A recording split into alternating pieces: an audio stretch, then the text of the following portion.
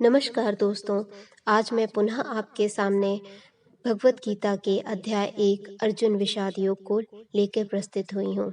अब तक हमने देखा कि प्रथम अध्याय में दोनों सेनाओं का वर्णन किया जाता है। शंख बजाने के पश्चात अर्जुन सेना को देखने के लिए रथ को सेनाओं के मध्य ले जाने के लिए श्री कृष्ण से कहता है। तब मोहयुक्त हो अर्जुन कायरता तथा शोक युक्त वचन कहता है। श्रीमद् भगवत गीता की पृष्ठभूमि महाभारत का युद्ध है। जिस प्रकार एक सामान्य मनुष्य अपने जीवन की समस्याओं में उलझकर किंग कर्तव्य विमूढ़ हो जाता है और जीवन की समस्याओं से लड़ने की बजाय उससे भागने का मन बना लेता है, उसी प्रकार अर्जुन, जो महाभारत के महानायक थे, अपने सामने आने वाली समस्याओं से भयभीत होकर जीवन और क्षत्रिय धर्म से निराश हो गए थे। अर्जुन की तरह हम सभी कभी कभी अनिश्चय की स्थिति में या तो हताश हो जाते हैं या फिर अपनी समस्याओं से विचलित होकर भागने का प्रयास करते हैं। आगे के श्लोकों में अर्जुन बताते हैं कि वो क्या कारण है जिसकी वजह से वो अपनों के साथ युद्ध करने से पीछे हट रहे हैं। चलिए शुरू करते हैं आगे का व्याख्यान।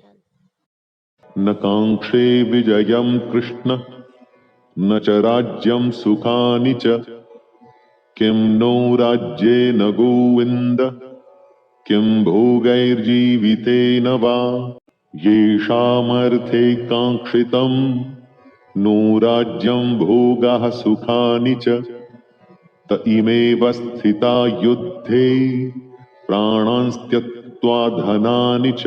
हे कृष्ण, मुझे विजय, राज्य और इससे प्राप्त होने वाला सुख नहीं चाहिए। ऐसा राज्य, सुख या अपने जीवन से क्या लाभ प्राप्त हो सकता है, क्योंकि जिन लोगों के लिए हम यह सब चाहते हैं वे सब तो इस युद्ध भूमि में हमारे समक्ष खड़े हैं। आचार्यः पितरः पुत्रास् तथैव च पितामहः मातुलः श्वशुरः पौत्रः श्यालः संबंधिनस्तथा। अर्जुन कहते हैं, हे मधुसूदन, जब आचार्यगण, पितृगण, पुत्र, पितामह, मामा, पौत्र, ससुर, भांजे, साले और अन्य सभी संबंधी अपने प्राण और धन का दाव लगाकर यहाँ उपस्थित हुए हैं,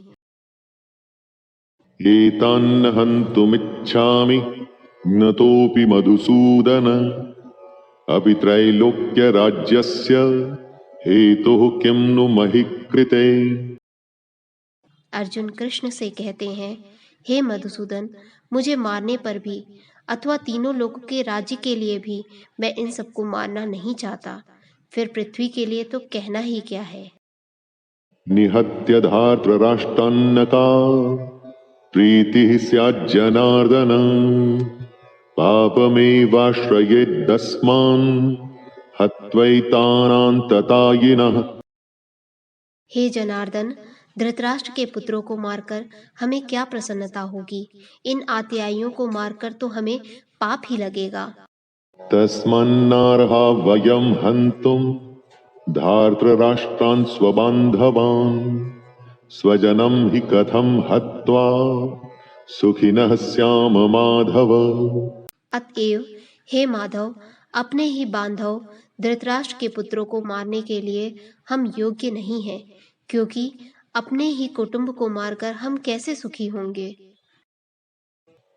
यद्यप्येते न पश्यन्ति लोभोपहत चेतसः कुलक्षयकृतं दोषं मित्रद्रोहे च पातकम् कथं न ज्ञेयमस्माभिः पापादस्मान्निवर्तितुं कुलक्षयकृतं दोषं प्रपश्यद्भिर्जनार्दन।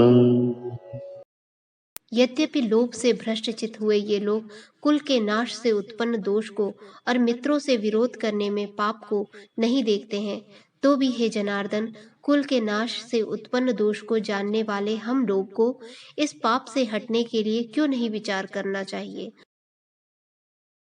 कुलक्षये प्रणश्यन्ति कुलधर्मः सनातनः धर्मे नष्टे कुलं कृतस्नं धर्मोऽभिभवत्युत।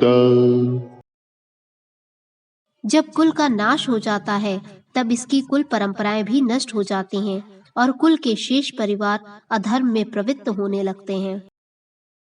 अधर्माभिभवात् कृष्ण प्रदुष्यन्ति कुलस्त्रियः स्त्रीषु दुष्टासु वाष्णेर्य जायते वर्णसंकरः। अधर्म की प्रबलता के साथ हे कृष्ण, कुल की स्त्रियां भी दूषित हो जाती हैं और स्त्रियों के दुराचारणी होने से वृषणवंशी अवांछित संतानें जन्म लेती हैं।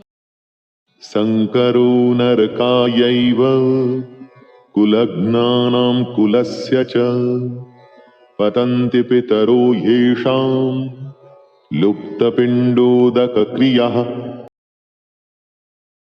अवांछित संतानों की वृद्धि के परिणाम स्वरूप निश्चय ही परिवार और पारिवारिक परंपरा का विनाश करने वालों का जीवन नरकीय बन जाता है।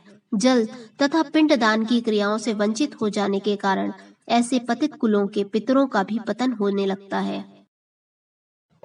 दोषैरेतैः कुलघ्नानां वर्णसंकरकारकैः उत्साद्यन्ते जातिधर्मः कुलधर्माश्च शाश्वतः।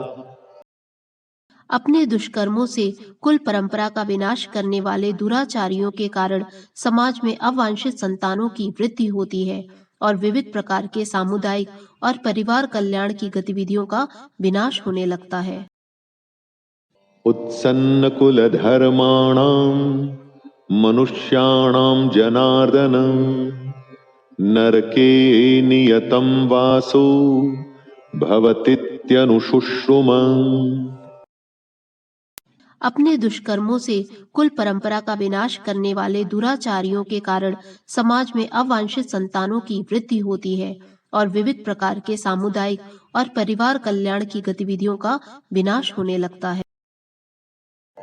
अहो बत महत्पापं कर्तुं व्यवस्थिता वयं यद्राज्य सुखलोभेन हन्तुं स्वजनमुद्यतः। आगे अर्जुन दुख से कहते हैं, ओह कितने आश्चर्य की बात है कि हम मानसिक रूप से इस महापाप जन्य कर्म करने के लिए उद्यत हैं। राज सुख भोगने की इच्छा के प्रयोजन से हम अपने वंशजों का वध करना चाहते हैं। यदि माम प्रतिकारं शस्त्रं शस्त्रपाणयः धार्तराष्ट्रारणे हन्युस्तन्मे क्षेमतरं भवेत्। यदि धृतराष्ट्र के शस्त्र युक्त पुत्र मुझ निहत्थे को रणभूमि में प्रतिरोध किए बिना भी मार देते हैं, तब भी यह मेरे लिए श्रेयस्कर होगा। संजय उवाच एवमुक्त्वार्जुनः संख्ये रथोपस्थ उपाविशत् विसृज्य सशरं चापं शोकसंविघ्नमानसः। संजय ने कहा, इस प्रकार यह कहकर अर्जुन ने अपना धनुष बाण एक ओर रख दिया और शोकाकुल चित्त से अपने रथ के आसन पर बैठ गया। उसका मन व्यथा और दुख से भर गया है। इस प्रकार भगवत गीता अध्याय 1 अर्जुन विषाद योग यहीं समाप्त होता है। यदि आज ये मेरी व्याख्या आपको पसंद आई हो और आगे भी आप इसका पाठ मेरे साथ करना चाहते हो, तो मेरे वीडियो को सब्सक्राइब कर लें, जिससे जब भी मैं अगला वीडियो बनाऊं आपको वो प्राप्त हो सके। और यदि मेरी व्याख्या पसंद आई हो तो उसे लाइक, शेयर और फॉलो करिए। धन्यवाद दोस्तों।